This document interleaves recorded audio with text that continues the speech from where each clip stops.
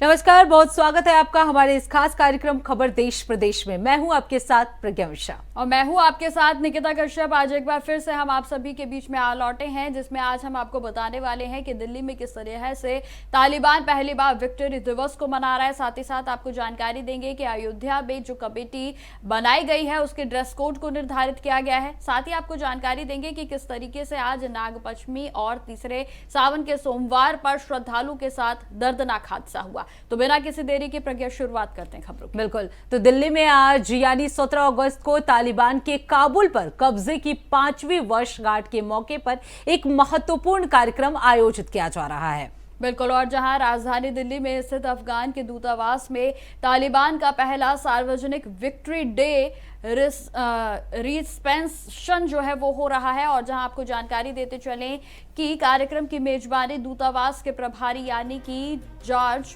D अफेडर्स नूर अहमद नूर कर रहे हैं। और जहां कार्यक्रम में राजनयिक और तमाम जो वरिष्ठ अधिकारी हैं वो भी मौजूद रहेंगे। बिल्कुल निकिता, अधिकारियों के शामिल होने की भी उम्मीद लगाई जा रही है। इसके साथ गौरतलब है कि भारत ने अभी तक अफगानिस्तान में तालिबान शासन को औपचारिक रूप से मान्यता नहीं दी है। इसके बावजूद दोनों देशों के बीच हाल के वर्षों में व्यवहारिक और राजनयिक स्तर पर संपर्क जो है वो लगातार बढ़ रहा है। और ऐसे में दिल्ली में तालिबान के विक्ट्री डे रिसेप्शन का आयोजन काफी अहम माना जा रहा है। और ये कार्यक्रम भारत और तालिबान के बीच बढ़ते प्रैक्टिकल एंगेजमेंट का एक और संकेत माना जा सकता है। बिल्कुल, और अब देखिए प्रज्ञा, देखने वाली बात होगी कि इस कार्यक्रम में भारतीय अधिकारियों और अन्य राजनयिकों की मौजूदगी किस स्तर पर रहती है और इससे भारत के अफगान नीति को लेकर भी क्या कुछ संकेत मिलते हैं। बिल्कुल निकिता, दिल्ली में तालिबान का विक्ट्री डे जो है आज मनाया जाएगा। तालिबान का दिल्ली में ये पहला रिसेप्शन हो रहा है और काबुल कब्जे की ये 5वीं वर्षगांठ है। और इसी के लिए ये बड़ा कार्यक्रम जो है वो दिल्ली में आयोजित किया जा रहा है। माना यही जा रहा है कि भारत और तालिबान के बीच जो रिश्ते हैं वो काफी मजबूत है। अफगान नीति को लेकर संकेत भी जो है निकिता सामने आ रहे हैं। बिल्कुल, और राजधानी दिल्ली में जिस तरीके से यह कार्यक्रम होने वाला है प्रज्ञा, कहीं ना कहीं हम मान सकते हैं इन चीजों को कि दोनों देशों के जो संबंध हैं वो लगातार मजबूत हो रहे हैं, क्योंकि आज विक्ट्री डे को मनाया जा रहा है। ये बड़ी बात है जब राजधानी दिल्ली में तालिबान का शक्ति प्रदर्शन होगा और जहां भारत में तालिबान का विक्ट्री डे मनाया जा रहा है। बिल्कुल, तो अब होगा कि इस कार्यक्रम में भारतीय अधिकारियों को, राजनयिकों का जो है वो तालिबानी विक्ट्री डे जो है वो मनाया जाएगा। तो बिल्कुल निकिता, अब देखना होगा कि क्या कुछ संकेत जो है इसके आधार पर देखने को मिलते हैं। बिल्कुल, अब खबरों में आगे बढ़ जाते हैं, जहां अयोध्या में राम मंदिर में अब पूजा और सेवा के साथ साथ पहनावे के नियम भी बदल दिए गए हैं। जहां 15 अगस्त से श्री राम मंदिर के पुजारियों और मंदिर में सेवा से जुड़े कर्मचारियों के लिए नया ड्रेस कोड लागू कर दिया गया है। बिल्कुल निकिता, और नए ड्रेस कोड में सिर्फ पहनावे ही नहीं बल्कि साफ सफाई अनुशासन से जुड़े नियम भी शामिल है। मंदिर समिति के मुताबिक इस बदलाव का मकसद जो है वो रामलला की पूजा और सेवा में एक रूपता, अनुशासन और धार्मिक गरिमा को मजबूत करना है। और इसी पर बनी है हमारी एक खास रिपोर्ट, चलिए आपको दिखाते हैं।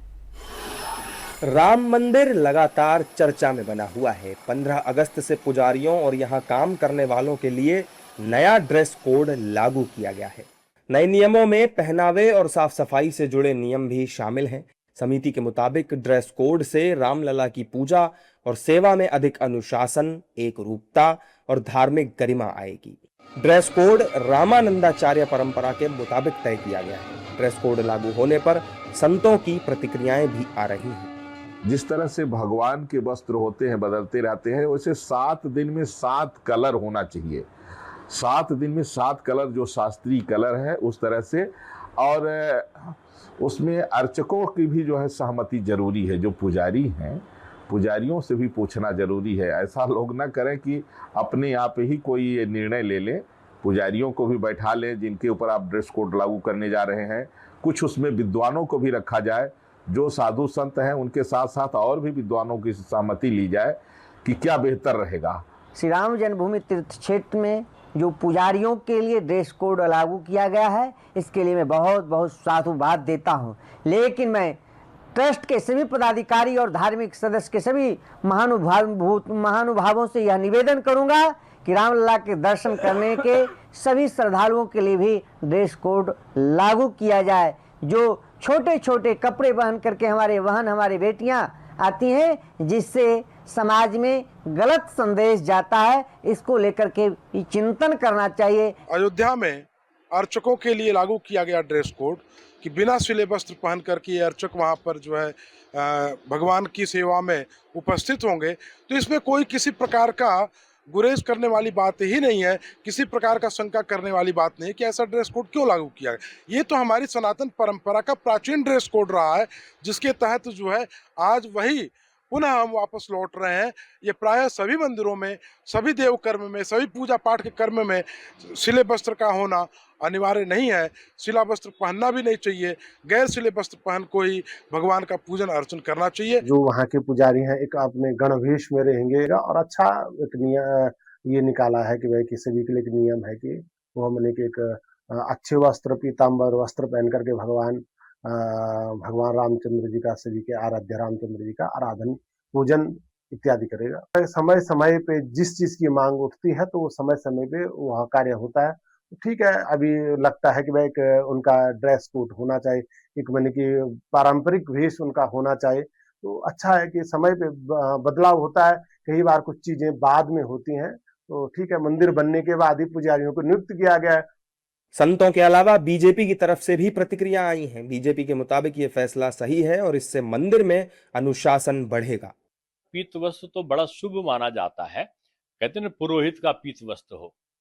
आप कोई पीत वस्त्र धारण करता है, कोई केसरिया रंग का धारण करता है, कभी कभी कुछ लोग लाल रंग को पहनकर भी बजरंगबली की या अन्य देवी देवताओं की आराधना करते हैं। कहीं श्वेत वस्त्र का धारण भी है।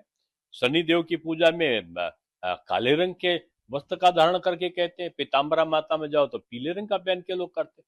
तो ये अधिकार श्री राम जन्मभूमि मंदिर तीर्थ ट्रस्ट को है कि वो पुरोहितों के लिए किस प्रकार के वस्त्र धारण की व्यवस्था करें। कि राम मंदिर की जो समिति है, उन्होंने जो राम मंदिर के लिए जो ड्रेस निश्चित की है, अच्छी बात है, बहुत अच्छी व्यवस्था बनने जा रही है।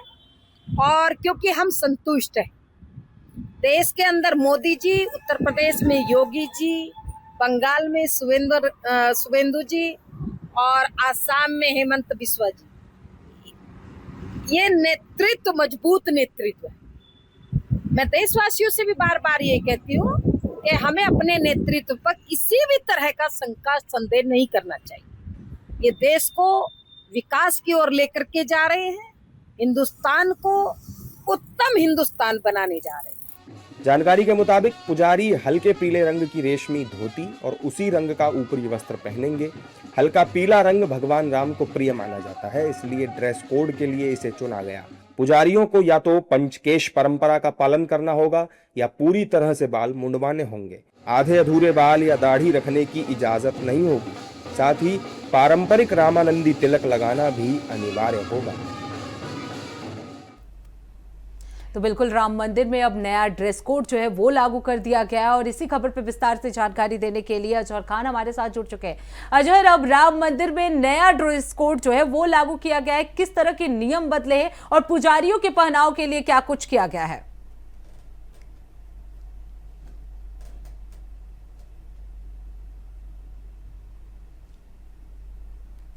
वो लागू किया गया है। अब राम मंदिर में तमाम पूजा अर्चना के लिए और साथ ही जो राम मंदिर के सेवक, तमाम जो अर्चक हैं, उनके लिए ड्रेस कोड लागू किया गया है। तमाम जो अर्चक हैं वो पीले रंग का वस्त्र जो है वो धारण करेंगे, पीले रंग की धोती होगी, पीले रंग का उत्तरीय वस्त्र होगा।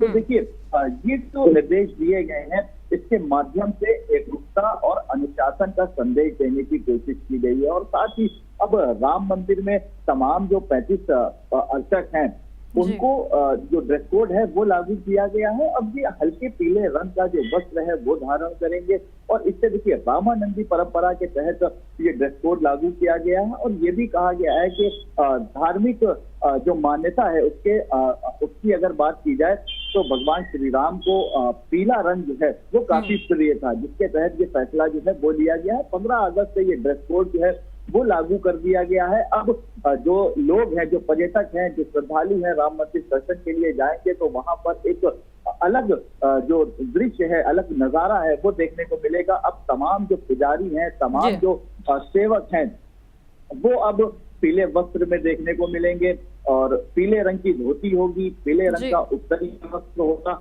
और देखिए 15 अगस्त से ये व्यवस्था जो है वो लागू कर दी गई है। जी बिल्कुल अजहर, जिस तरीके से आपने जानकारी दी, हम ये भी जानना चाहेंगे कि ड्रेस कोड की डिजाइनिंग में भी चेंज किए गए हैं, क्योंकि जैसे कि हम सभी को याद है कि विदाउट पॉकेट की जो ये ड्रेस थी उसको निर्धारित किया गया था और अब नई ड्रेस कोड है, तो इसमें क्या कुछ डिजाइनिंग में भी चेंजेस है? बिल्कुल, देखिए हल्के पीले रंग का रेशमी धोती होगी और हल्के पीले रंग का उत्तरीय वस्त्र होगा। ये ड्रेस कोड जो है वो लागू किया गया है। और ये देखिए ये पुराना वस्त्र है और जो है देखिए जिस तरीके से जो ड्रेस कोड रामानंदी परंपरा के तहत ये ड्रेस कोड जो है वो लागू किया गया है। और अब जितने भी अर्चक हैं जो राम मंदिर में जो पूजा अर्चना करते हैं, जो सेवा के भाव से जो तमाम जो पुजारी हैं, तमाम जो अर्चक हैं जो वहां पर मौजूद हैं, उनके लिए अब ये वस्त्र जो है वो ड्रेस कोड जो है वो लागू कर दिया गया है। अब तमाम जो श्रद्धालु वहां दर्शन के लिए जाएंगे, वहां पर जो पुजारी होंगे वो अब पीले रंग की धोती में और पीले रंग का उत्तरीय वस्त्र जो है वो पहने हुए नजर आएंगे। फिलहाल ये व्यवस्था 15 अगस्त से लागू कर दी गई है और इससे एक रूपता और अनुशासन का संदेश देने की कोशिश की गई है। और ये भी कहा गया है कि पीला रंग जो है वो भगवान श्री राम का प्रिय रंग था, जिसको लेकर ये निर्णय लिया गया है और ये वस्त्र और ये ड्रेस कोड जो है वो लागू किया गया है। बिल्कुल, यानी अजहर माना जा सकता है कि अब राम मंदिर में सेवा की पद्धति के साथ साथ सेवकों का पहनावा भी तय होगा ताकि मंदिर की धार्मिक परंपरा गरिमा के अनुरूप बनी रहे। तो बहुत बहुत धन्यवाद अजहर इस खबर पे विस्तार से जानकारी देने के लिए। बिल्कुल प्रज्ञा, अब जो है वो पुख्ता इंतजाम, जिस तरीके से सुरक्षा व्यवस्था को बढ़ाया गया है, तो वहीं ड्रेस कोड चेंज करने के बाद अब सुरक्षा को और भी अधिक प्रभावी बनाने के मकसद से यह फैसला लिया गया है। बिल्कुल निकिता, अब बात कर लेते हैं अगली खबर की। महंगाई के दौर में गरीब और जरूरतमंदों के लिए दिल्ली सरकार ने बड़ी राहत दी है। अब राजधानी में 100 अटल कैंटीन शुरू हो चुकी है, जहां महज 5 रुपए में भरपेट और पौष्टिक भोजन मिलेगा। बिल्कुल, और देखिए अटल बिहारी वाजपेयी की पुण्यतिथि के मौके पर यानी कि बीते अभी रविवार को इसकी शुरुआत की गई थी और जिसके बाद आपको यह भी जानकारी दे दें कि तिमारपुर में मुख्यमंत्री रेखा गुप्ता और पूर्व उपराष्ट्रपति वेंकैया नायडू ने कैंटीन का उद्घाटन किया था। इसी पर बनी हमारी एक खास रिपोर्ट, दिखाते हैं आपको। रविवार को दिवंगत पूर्व प्रधानमंत्री अटल बिहारी वाजपेयी की पुण्यतिथि पर दिल्ली सरकार ने लोगों को 25 नई अटल कैंटीनों की सौगात दी। तिमारपुर क्षेत्र में सीएम रेखा गुप्ता और पूर्व उपराष्ट्रपति वेंकैया नायडू ने अटल कैंटीन का उद्घाटन किया, जिसके बाद अब दिल्ली में कुल 100 अटल कैंटीन खुल चुकी हैं।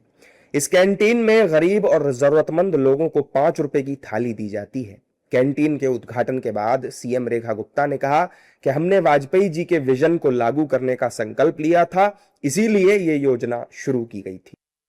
हमारे लिए ये बहुत ही सौभाग्य का दिन है कि जो संकल्प हमने लिया था स्वर्गीय श्री अटल बिहारी वाजपेयी जी की जन्म शताब्दी वर्ष पर कि उनके नाम से उनके दिखाए हुए रास्ते को अपनाते हुए अंत्योदय, जिस बात को उन्होंने कहा कि हर एक व्यक्ति की समाज में ध्यान रखा जाए, योजना शुरू की गई अटल कैंटीन। दिल्ली सरकार के अन्य मंत्रियों ने भी अलग अलग इलाकों में अटल कैंटीन का उद्घाटन किया। प्रवेश वर्मा ने एम्स और सफदरजंग अस्पताल के पास कैंटीन का उद्घाटन किया। इस दौरान उन्होंने कहा कि 5 रुपए का शुल्क इसलिए रखा गया है ताकि सबको उनके स्वाभिमान के साथ भोजन मिल सके। आज की संख्या मिला ले तो दिल्ली में 100 अटल कैंटीन हमारी शुरू हो चुकी है। ये 5 रुपए का सामान्य सा शुल्क इसलिए रखा गया है कि आदमी अपने स्वाभिमान के साथ में जिए, स्वाभिमान के साथ में रोटी खाए, सब्जी खाए। वहीं मंत्री आशीष सूद ने कहा कि हमने 75 अटल कैंटीन पहले खोली थी और 25 अब खोली हैं। ये सबका साथ, सबका विकास, सबका विश्वास और सबका प्रयास का सबसे बेहतर उदाहरण है। आपकी आदत हमारी चीजों को कम करके आंकने की, क्योंकि 100वीं अटलवी कैंटीन की सौगात है ये। 75 पहले थी और बाकी 25 और हुई है। देखिए, ये इंक्लूसिविटी का सबसे बड़ा उदाहरण है। ये अपने आप में एक बड़ा महत्वपूर्ण कदम है। This is the best example of सबका साथ, सबका विकास, सबका विश्वास और सबका प्रयास। अटल कैंटीन के जरिए दिल्ली सरकार का फोकस गरीब और जरूरतमंद लोगों को सस्ती दर पर सम्मान के साथ भोजन उपलब्ध कराने पर है। राजधानी में अब ये 100 कैंटीन लोगों का पेट भरने का माध्यम बनेंगी। पश्चिम बंगाल में टीएमसी नेता और पूर्व डिप्टी स्पीकर आशीष बनर्जी की संदिग्ध मौत के बाद सियासी पारा जो है वो चढ़ गया है। बिल्कुल, और जहां बीरभूम में स्थित टीएमसी के कार्यालय में उनका शव फंदे से लटका मिला और जिसके बाद से अब कई सवाल खड़े हो रहे हैं। इसी पर बनी है हमारी रिपोर्ट, दिखाते हैं आपको। पश्चिम बंगाल विधानसभा के पूर्व डिप्टी स्पीकर और 5 बार विधायक रहे आशीष बनर्जी की संदिग्ध परिस्थितियों में मौत हो गई। बीरभूम के टीएमसी ऑफिस में उनका शव फांसी के फंदे से लटका मिला। पुलिस ने शव पोस्टमार्टम के लिए भेज दिया है। उनके पास से एक सुसाइड नोट भी मिला है जिसमें लिखा है, मैं पार्टी के सभी गलत कामों को हमेशा स्वीकार नहीं कर पाता था, लेकिन मैं विरोध भी नहीं कर सका। मैंने अपनी पूरी जिंदगी में काम के बदले 1 पैसा भी नहीं लिया है। आशीष बनर्जी की मौत पर पश्चिम बंगाल की पूर्व सीएम और टीएमसी प्रमुख ममता बनर्जी ने दुख जताया है। एक्स पर पोस्ट कर ममता बनर्जी ने कहा कि आशीष बनर्जी के निधन से मुझे गहरा दुख पहुंचा है। 5 बार विधायक, पूर्व डिप्टी स्पीकर और चेयरमैन रहे आशीष दा ने रामपुर हाट के विकास के लिए खुद को समर्पित कर दिया था और लोगों के लिए कई महत्वपूर्ण काम किए थे। फिर भी इतने काम करने के बावजूद उन्हें बार बार बदनाम किया गया, उन पर झूठे आरोप लगाए गए और लगातार दबाव डाला गया। जन सेवा के इतने लंबे रिकॉर्ड के बावजूद उन्हें जिस तरह की प्रताड़ना और मानसिक दबाव का सामना करना पड़ा, वो हम सभी को सोचने पर मजबूर करता है। वहीं टीएमसी सांसद अभिषेक बनर्जी ने एक्स पर पोस्ट कर कहा कि पश्चिम बंगाल विधानसभा के पूर्व डिप्टी स्पीकर आशीष बनर्जी की दुखद मौत न सिर्फ दिल तोड़ने वाली है, उनके आखिरी नोट से उस लगातार चले आ रहे बदनाम करने के अभिशाप के बारे में गंभीर और परेशान करने वाले सवाल उठते हैं, जिसका जिक्र उन्होंने किया था। बीजेपी और मीडिया के कुछ हिस्सों को ऐसी राजनीति के नतीजों पर सोचना चाहिए, जहां सच सामने आने से पहले ही आरोपों को बढ़ा चढ़ाकर पेश किया जाता है। लोगों की साख पर सवाल उठाए जाते हैं और जन अदालत में उन्हें दोषी ठहरा दिया जाता है। जो लोग इस बदनाम करने वाले अभियान में शामिल थे, उन्हें अपने शब्दों और कामों के मानवीय नतीजों पर सोचना चाहिए। राजनीतिक लड़ाइयां तो आती जाती रहेंगी, लेकिन एक बार चली गई जिंदगी कभी वापस नहीं आ सकती। आशीष बनर्जी के सुसाइड नोट में किसी रेत के टेंडर का जिक्र बताया जा रहा है, जिसको लेकर अब सवाल उठने लगे हैं। टीएमसी की ओर से लगाए गए आरोपों के जवाब में एनडीए नेताओं की प्रतिक्रियाएं भी आने लगी हैं। बीजेपी एनडीए नेताओं का कहना है कि बंगाल सरकार मामले की जांच कर रही है। आत्महत्या के अलावा कोई दूसरा एंगल निकला तो गुनाहगार बख्शे नहीं जाएंगे। वहाँ की सरकार पूरी जांच कर जो भी लोग दोषी हैं, जहाँ उसकी पूरी जांच करने के बाद सबके सब तथ्य सामने लाएंगे। देखिए, आशीष जी की मौत निसंदेह कई सवाल खड़े करती है और पुलिस ने जांच शुरू कर दी है। आरंभिक चरण है। जांच के जब नतीजे आएंगे तो फिर निष्कर्षों को पश्चिम बंगाल की सरकार साझा करेगी। लेकिन इतनी बात तय है कि अगर इसमें कोई आत्महत्या के बजाय कोई दूसरा एंगल है तो फिर गुनाहगार बख्शे नहीं जाएंगे। आशीष बनर्जी की संदिग्ध मौत के बाद सियासी बयानबाजी तेज हो गई है। ममता बनर्जी और अभिषेक बनर्जी ने जहां इसे बदनाम करने के अभियान और मानसिक दबाव से जोड़ा है, वहीं बीजेपी और एनडीए नेताओं ने कहा है कि मामले की जांच जारी है और अगर आत्महत्या के अलावा कोई दूसरा एंगल सामने आता है तो दोषियों पर कार्रवाई होनी चाहिए। खबरों में आगे बढ़ते हैं। अब खबर वाराणसी से है, जहां लाल बहादुर शास्त्री अंतर्राष्ट्रीय एयरपोर्ट पर रविवार की सुबह सुरक्षा जांच के दौरान अचानक से गोली चलने से हड़कंप मच गया। बिल्कुल, लाइसेंसी पिस्टल से चली गोली में एक महिला कर्मचारी की थाई पे गोली लगी, जबकि एक अन्य कर्मचारी के हाथ में छर्रे लग गए। दोनों घायलों को तत्काल अस्पताल में भर्ती कराया गया। और जहां जानकारी के अनुसार यह भी सामने आया है प्रज्ञा कि यात्री कमलेश राय जो है वो अपनी पत्नी के साथ मुंबई जाने वाली फ्लाइट पकड़ने के लिए ही एयरपोर्ट पहुंचे थे, और बताया यह भी जा रहा है कि उन्होंने अपनी लाइसेंसी पिस्टल पहले ही घोषित कर दी थी। बिल्कुल, और इसी पर बनी है हमारी एक खास रिपोर्ट, चलिए आपको दिखाते हैं। एयरपोर्ट पर रविवार सुबह एक बड़ा हादसा होते होते रह गया। दरअसल वाराणसी के लाल बहादुर शास्त्री अंतर्राष्ट्रीय एयरपोर्ट पर शिवसेना के नेता बताए जा रहे कमलेश राय अपनी पत्नी के साथ 11:30 बजे की एयर इंडिया एक्सप्रेस की फ्लाइट से मुंबई जाने वाले थे।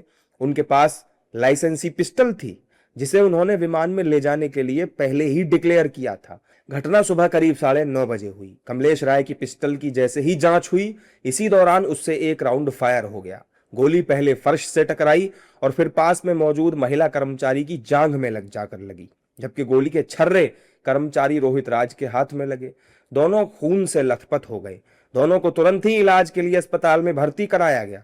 एयरपोर्ट अथॉरिटी की सूचना पर पहुंची पुलिस को कमलेश के पास से पिस्टल समेत 21 कारतूस मिले। करीब 5 घंटे तक पूछताछ के बाद फूलपुर पुलिस उन्हें थाने ले गई। एयरपोर्ट अथॉरिटी द्वारा हमें सूचना दी गई कि इन्होंने अपने साथ कैरी करने वाली लाइसेंस शुदा पिस्टल, जिसका ऑल ओवर इंडिया परमिट है, उसको पहले से डिक्लेयर किया है। जब बोर्डिंग से पहले मानक अनुसार CISF और एयरलाइन स्टाफ के द्वारा इनकी फ्रिस्किंग चेकिंग की जा रही थी, तभी चैम्बर में मौजूद एक राउंड दुर्घटनावश फायर हुआ और वहीं खड़े हुए 2 ग्राउंड स्टाफ के कर्मचारियों को चोटें आई हैं। दोनों की ही जो स्वास्थ्य है, दोनों का स्वास्थ्य अभी स्टेबल है और फील्ड यूनिट ने हमारी फील्ड यूनिट ने मौका मुआयना कर लिया है और आगे की विधिक कार्रवाई फूलपुर पुलिस द्वारा की जा रही है। इस घटना के बाद एविएशन एक्सपर्ट की भी प्रतिक्रिया आई। उनके मुताबिक आखिर फायर हो कैसे गया? विमान में पिस्टल और कारतूस अलग अलग रखे जाते हैं, तो फिर फायर कैसे हुआ? अगर एक्सीडेंटली भी हुआ है तो तब भी तो उसने चलाने को उसको परमिशन किसने दी? कि बंदूक के अंदर पहले डालना होता है कार्ट्रिज, वो तो अलग अलग जाते हैं। खाली बंदूक जाएगी, कार्ट्रिज अलग जाएंगे। ये कैसे हो सकता है कि उसने डाल के एक्सीडेंटली क्या होता है? एक्सीडेंट तो होता ही नहीं इसमें। वो तो उसका लाइसेंस था, तो उसका मोटिव क्या था? अगर आयदा बड़ा बेवकूफ आदमी था कि वहां जाके अपने छीन के उसने दबा दिया। अगर किसी को मारने की इंटेंट थी, स्क्रीनर्स तो बदलते रहते हैं। स्क्रीनर से कोई उसका एक लेडी स्क्रीनर, एक आदमी स्क्रीनर है, मेल स्क्रीनर है, उनको मारने की क्या जरूरत थी उसको? तो ये तो मिस्टीरियस है उसको, और ये भी नहीं पता चल रहा कि उस आदमी को उन्होंने अरेस्ट किया नहीं किया। बहरहाल दोनों घायल सुरक्षित हैं, लेकिन इस घटना ने कई सवाल खड़े कर दिए हैं। आपको बता दें, आजमगढ़ के रहने वाले कमलेश शिवसेना के नेता हैं। वो मुंबई में पूर्व पार्षद रह चुके हैं। स्वतंत्रता दिवस के चलते एयरपोर्ट को 11 से 20 अगस्त तक हाई अलर्ट जोन डिक्लेयर किया गया था। इसके बावजूद फायरिंग की घटना से हड़कंप मच गया है।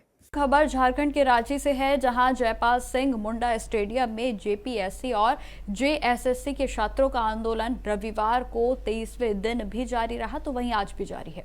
बिल्कुल, तो भर्ती परीक्षाओं में कथित अनियमितताओं के आरोपों को लेकर प्रदर्शन कर रहे छात्रों के समर्थन में अभिनेत्री कुनिका सदानंद भी वहां पहुंची। उन्होंने छात्रों की मांगों पर सरकार से पारदर्शी और जवाबदेह रवैया अपनाने की अपील की। इसी पे बनी हमारी एक खास रिपोर्ट, चलिए आपको दिखाते हैं। ये भीड़ देखिए, जय झारखंड, हेमंत सोरेन मुर्दाबाद मुर्दाबाद, राहुल गांधी होश में आओ होश में आओ। राहुल गांधी, हेमंत सोरेन और तेजस्वी यादव के पुतले फूके गए। चोर चोर के नारों से रांची गूंज उठा। दरअसल झारखंड के रांची में जयपाल सिंह मुंडा स्टेडियम में JPSC और JSSC छात्रों का आंदोलन जारी है। रविवार को आंदोलन का 23वां दिन था।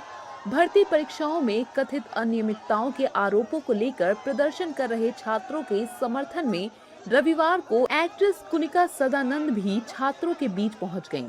उन्होंने छात्रों की मांगों को लेकर सरकार से पारदर्शी और जवाबदेह रवैया अपनाने की अपील की।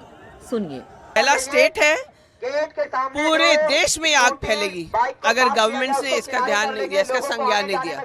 और मेरा मैसेज है कि बच्चों के लिए आपकी जो अपॉर्चुनिटीज है, जो शिक्षा व्यवस्था है, पूरे देश में सुधरना चाहिए। आप देख रहे हैं आजकल सब वीडियोस जो आ रहे हैं सोशल मीडिया पे, कहीं पुल नहीं है, कहीं लोग पानी से तैर के जा रहे हैं स्कूल, कहीं जर्जर जमीन मतलब जो इमारत है, पानी नहीं है पीने के लिए, बच्चों के लिए टॉयलेट्स नहीं है। ये 80 साल इंडिपेंडेंस के बाद इस तरह होना चाहिए।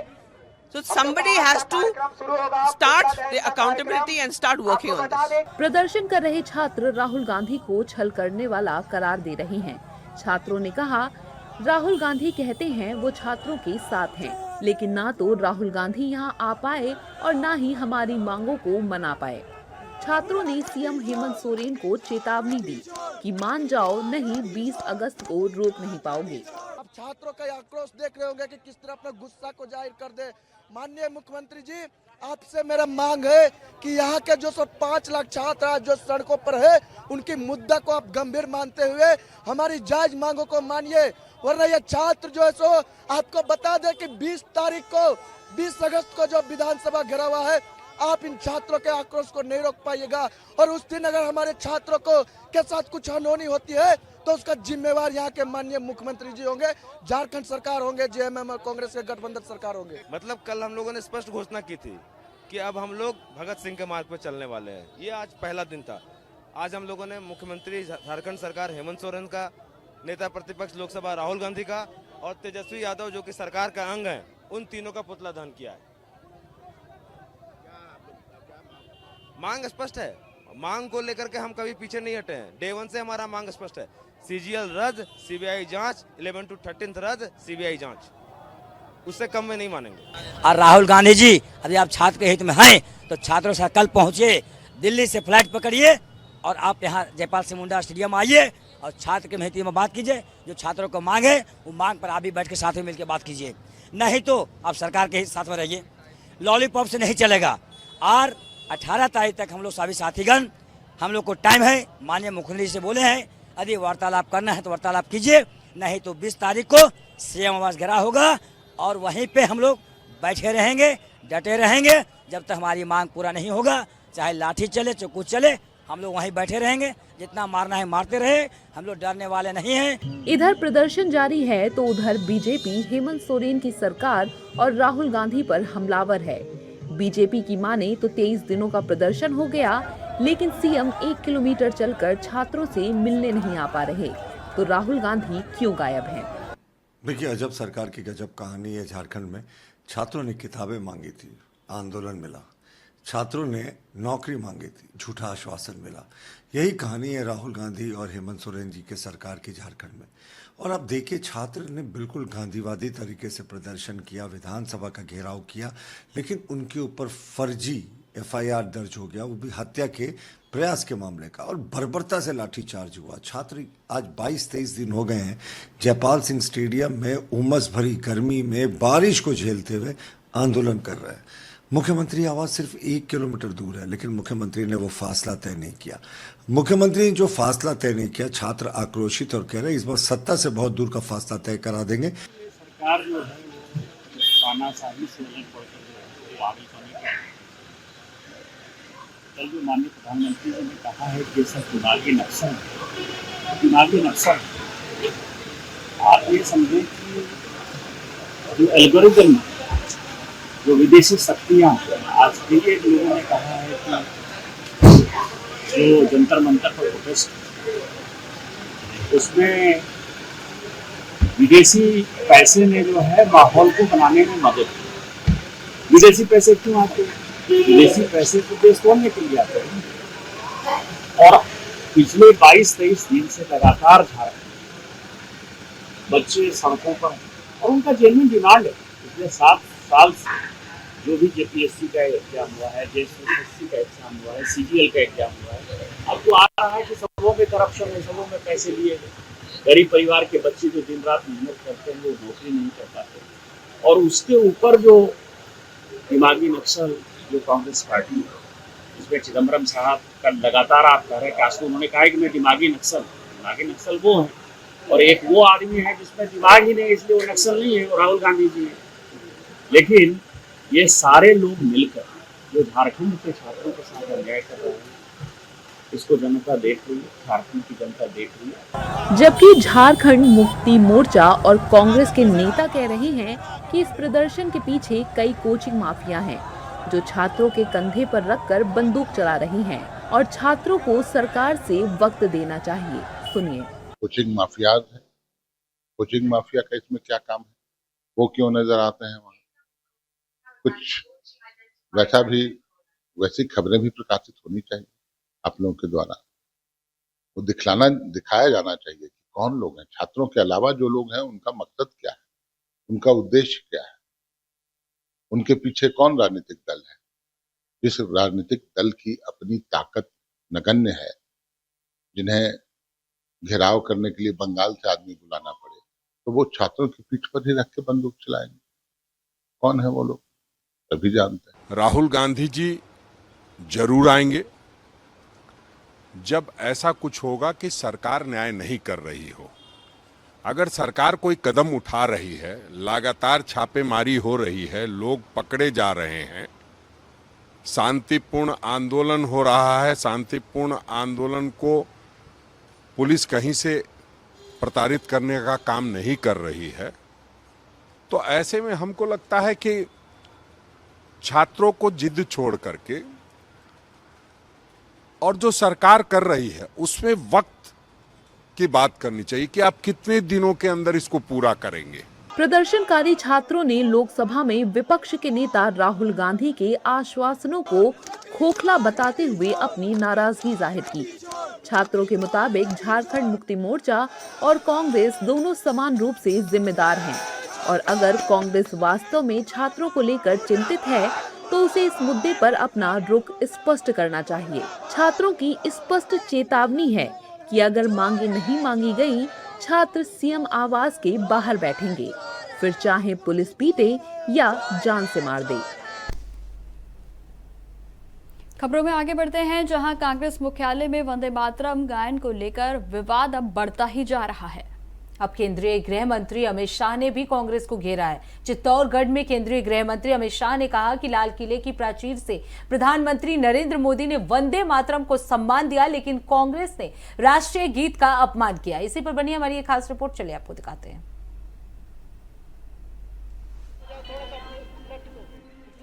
स्वतंत्रता दिवस पर कांग्रेस मुख्यालय में राष्ट्रगीत वंदे मातरम के गायन के दौरान घटनाक्रम को लेकर राजनीतिक सरगर्मी तेज हो गई है। अब केंद्रीय गृह मंत्री अमित शाह ने कांग्रेस पर तीखा हमला बोला है और सोनिया गांधी से माफी की मांग भी की है। चित्तौड़गढ़ में केंद्रीय गृह मंत्री ने आरोप लगाया कि वंदे मातरम के गायन के दौरान सोनिया गांधी ने कांग्रेस अध्यक्ष को गान रोकने को कहा था। और इनकी निर्लज्जता देखिए, कांग्रेस पार्टी के मुख्यालय पर वंदे मातरम का गान हो रहा था। चालू गान में कांग्रेस की नेत्री सोनिया जी ने कांग्रेस अध्यक्ष को गान रोकने का कहा। मेरे प्यारे देशवासियों, केंद्रीय गृह मंत्री अमित शाह ने कहा कि लाल किले की प्राचीर से प्रधानमंत्री मोदी ने वंदे मातरम को सम्मान दिया, लेकिन कांग्रेस ने राष्ट्रीय गीत का अपमान किया।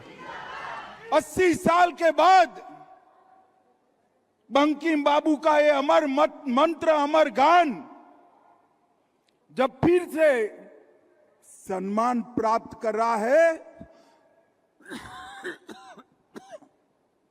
वो भी सोनिया जी को राज नहीं आता है।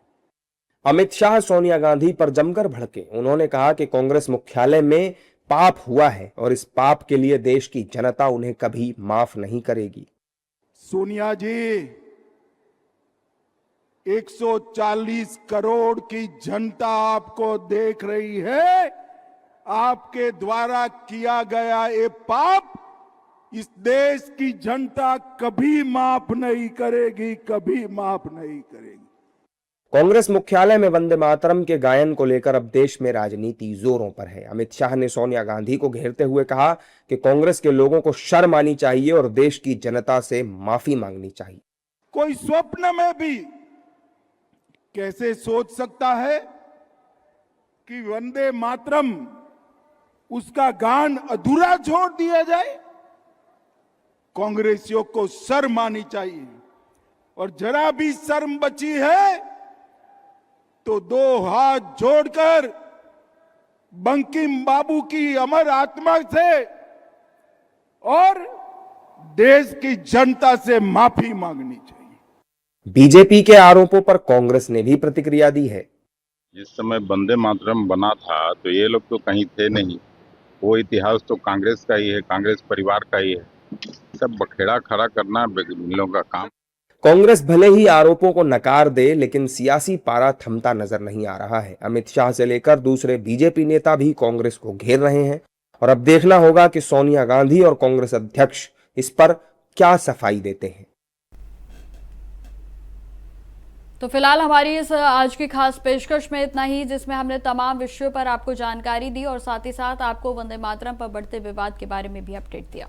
तो फिलहाल के लिए खबर देश प्रदेश में बस इतना ही। देश दुनिया की तमाम बड़ी खबरों के लिए देखते रहिए इंडिया वॉइस। तब तक के लिए नमस्कार।